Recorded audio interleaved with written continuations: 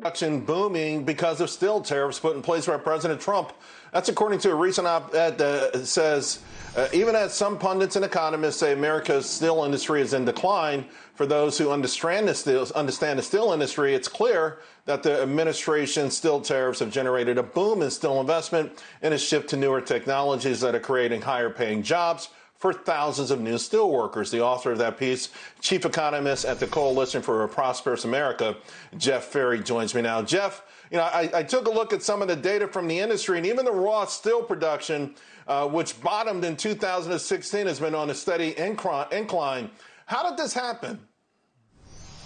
Well, I think the steel tariffs played a crucial role in the revival of the U.S. steel industry. I don't think you can avoid that fact. That's the central fact, is that in 2018, the Trump administration put 25% tariffs on imported steel, and the industry's been on a tear ever since.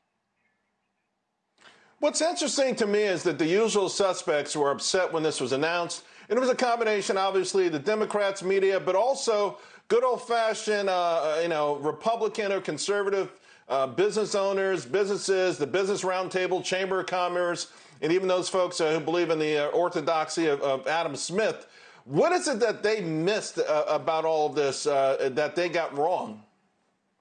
Well, a lot of these business types and the old-fashioned conservatives, as well as most of the Democratic Party, subscribe to what I call free trade religion. In other words, they believe in free trade without any evidence or facts to support their case. And in some cases, free trade is better. But in the case of steel, what you've had for the last 20 years is the Chinese dumping a huge amount of subsidized, uneconomic steel on the world market. That's depressed the entire world market, and it's made steelmakers in this country afraid to invest. Now, in March 2018, Donald Trump took office, and he also appointed Wilbur Ross Secretary of Commerce. And Wilbur Ross, as you may know, used to own a large steel company as an investor and sold it to ArcelorMittal. So those two men knew a lot about the steel industry, and they knew that if you could find a way to tell the steel industry, hey, look, we're not going to let foreigners dump subsidized product in this market, that steel companies would go and invest. And that's exactly what's happened. And if you say, what did people miss? I come back to free trade religion. People have all sorts of fallacious beliefs about trade and tariffs. I mean, the most extraordinary, or the best learning, I would say, from the last 2 years in the steel industry is that you can levy a 25% tariff and not raise prices of a good. And I say that because steel prices last year in 2019 were actually slightly lower than they were in 2017 before the tariff. So just think about that. Steel industry's healthy. Steel consumers are better off because they're paying roughly the same price for steel as they were before the tariffs. But now they've got a U.S. steel industry that's able to invest and meet their needs better than ever before.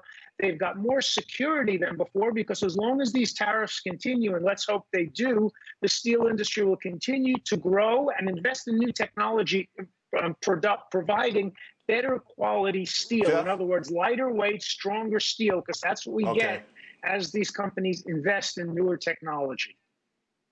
That's exactly what my next question was going to be to you, these new technologies. And so how does that help us with respect to beyond economic freedom? I mean, I hate to say it, but maybe at one point we're going to have to think about rebuilding our military or warships as China's military gets stronger. I would think no matter what, in that circumstance, we always want to be able to produce these things ourselves rather than waiting on imports. We learned a pretty tough lesson with COVID-19 and some of those key medical ingredients that aren't made in this country either.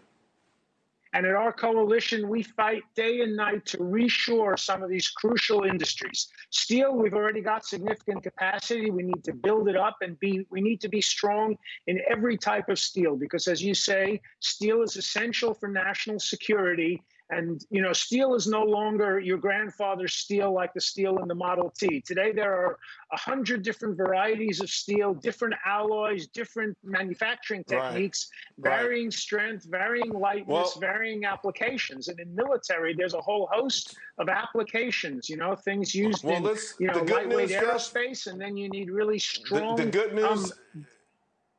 good news is that we make it here now. and it's working. Jeff, thank you so much. It was a fantastic piece.